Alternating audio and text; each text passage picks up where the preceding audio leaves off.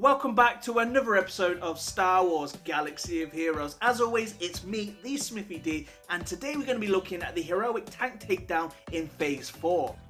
So the team that I'm going to be demonstrating today in Phase 4 is going to be a Darth Sidious leadership. So that's going to be at fully Omega. You're not going to need to have a Zeta on a leadership to do this, but you're going to need to have some Zetas on other characters. Like Sidious is a perfect example. You're going to want to be putting that on his unique. But his leadership is called Unlimited Power, and what that does, all allies gain 15% critical chance and 30% critical damage. Sith allies gain 2% offense until the end of battle when they score a critical hit.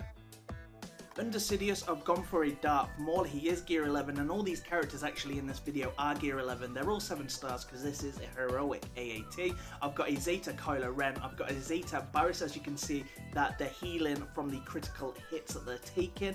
I've also got Darth Maul and Darth Vader. Darth Vader isn't really needed here, but he's really the only other Sith that I've got that can do AoEs, but you can change him for Nihilus, and you're probably going to get a really great score if you do have Nihilus instead of Vader.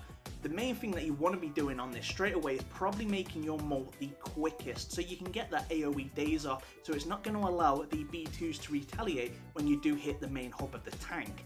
Next to that, it's a must that you need to have Barriss at around about a 200 speed so you can get as many turns as possible out of her. And the reason for that is when we come to toppling this tank, when she does this heal, she's going to be giving the team defense up. So when we do get hit by this airstrike, my team isn't going to die.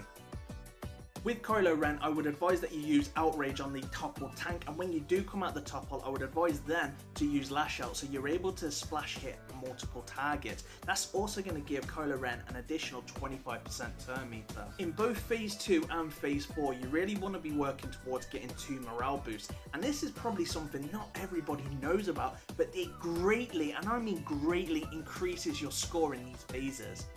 When the tank gets toppled, it grants a morale boost. There is a maximum of 3 morale boosts that can be obtained. There is 2 that are realistic, and there is 1 that's very unrealistic and quite close to impossible. The first one would be for morale boost 1, would be all attacking units gain plus 100% damage penetration. So no matter what, every unit is going to get morale boost 1. That is given, that cannot be changed. You will get that no matter what. Morale boost 2 is really where you're going to start picking things up, and this is really going to start increasing your damage. All attacking units gain plus 25% speed if all 3 of the AAT's weapon systems were disabled within one of its turns. So what this means is that you need to be taking out all 3 of the weapon systems before the AAT main hub takes a turn. There's going to be times when the tank hub is going to go before you're able to disable all 3. The way around this, and this is exactly for the same for Phase 2, is that you really want to be spreading out the damage, then going in for the kill. Do not just go for one turret and take that out and then let the tank go, because you're not going to be getting that morale boost. And the main thing here is that you are taking out all 3 before the tank's next turn. So if you do take out one and then it takes a turn, then you decide to take out the other 2, then you're not going to be getting that morale boost. Morale boost 2 is going to give you that plus 25% speed on your characters. So what you need to be taking away from this, the more speed on your characters, the more turns you're going to get. So essentially that's going to be more attacks. When it's toppled, it's going to give you some more score. The 2 morale boost combined with the negative effect of speed down is really going to allow you to get some real good turns in when it's toppled. And this is really where you should be aiming for, of applying minus 25% speed on the tank and gaining the 2 morale boosts. Let's talk about morale boost 3, but morale boost 3 is kinda impossible to get, especially in this setup, especially if you're trying to go for a good out high score.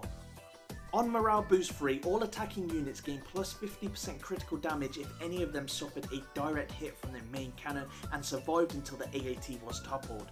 We're not going to go into detail on this because it's never really going to happen in the lifetime of you trying to get a high score. It may happen in the circumstance that you do accidentally get hit but survive, but you don't really want to be going out and aiming for Morale Boost 3 because that's going to allow the tank to have more turns, it's going to have the turrets go more. It's just not really ethical to go that route. When you topple the tank, it's very important that you do bring in somebody that can buff your entire team if you do not have any buffs, and when that airstrike arrives, it will kill your entire team.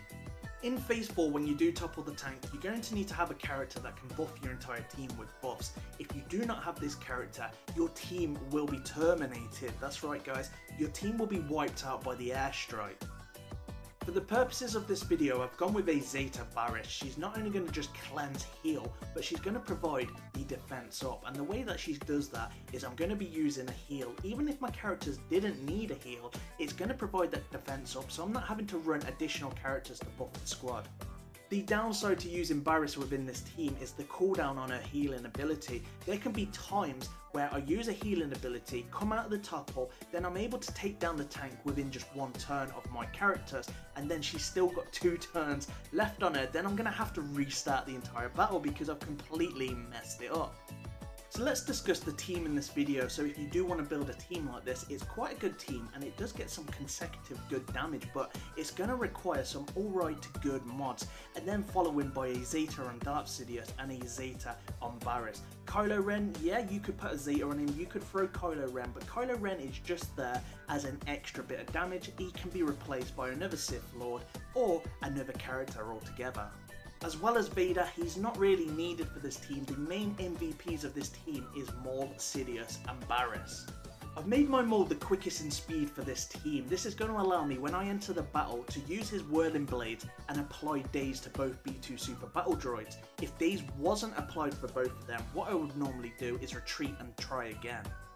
If you're not too familiar with what daze is, it's going to apply a negative effect to both the B2 super battle droids, which is then going to stop them gaining turn meter when I do attack the main hub. And I really would only be attacking the main hub when I'm doing area of effect attacks with like Kylo Ren or Sidious or even Darth Maul. When the B2 super battle droids have daze applied to them, I'm not really going to be using whirling blades anymore, and I'm going to be going in the favour of Raging Storm, and this is his basic attack.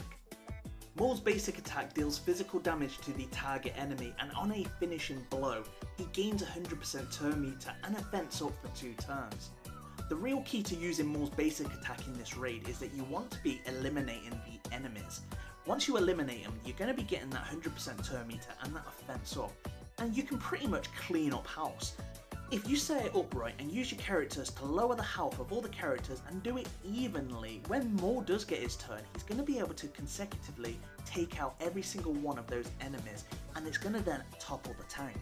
Under a Sidious lead, Darth Maul is going to be stacking that 2% offense every time he hits with a critical attack, and boy can I tell you that Maul hits with a lot of critical attacks. Maul has a really great unique that's really fitting and really makes him shine within this team or within this raid if you use him correctly. Darth Maul gains 20% max health. He gains max health equal to the 10% of the damage he deals and potency equal to 0.3% of his max health. Whenever an enemy is defeated, Darth Maul gains these bonuses for the rest of the encounter. The first enemy, 25% critical chance increase. Second enemy, 25% evasion increase, and the third enemy is 25% max health recovery on hitting with an attack. Every time Maul hits an attack, when he scores that damage, he's going to be gaining 10% of that damage added to his max health. So you could go in, entering the battle with a squishy Maul, but by the end he's going to be a really tanky, muscly Maul, and he can just take on the world. If it wasn't for this raid being changed, there is nothing that could stop Maul. At the moment they've added that healing immunity, so yes, he can die at the end, but if that was not present, then Maul would solo this entire phase. With Sidious, you really want to be using his special area of effect attack when the tank isn't toppled. That's going to allow you then to get some more dots, get that exposed on the multiple enemies. When the tank is toppled, I would say to just use his basic attack and save his special for when you do come out of the topple. The 3 main amigos in this team is going to be that Sidious lead, Barriss, followed by Maul. The other 2 can be swapped out. You could swap out Kylo, you could swap out Vader, you could put in Nihilus, you could put in Dooku and give that a whirl and see how that does. There's lots of different variations that you could probably put in, but you need to keep the same boundary of the 3 together because I found that works extremely well. The main differences between Phase 2 and Phase 4, in Phase 2 there is no airstrike, but when the tank does come out the topple, the main hub gains 100% turn meter. In Phase 4 you've got the airstrike, but when it does come out the topple, the main hub does not gain 100% turn meter. So it does leave you around variations of what teams you should run if you needed more turn meter gain for when the tank was toppled in phase 2, and go with more of a attacking team for phase 4. So what is your thoughts? Did you enjoy this video? Have you got any ideas that's going to work for you in phase 4? Has this video helped you out? Make sure that you do let me know in the comments below. I would love to chat to you about it.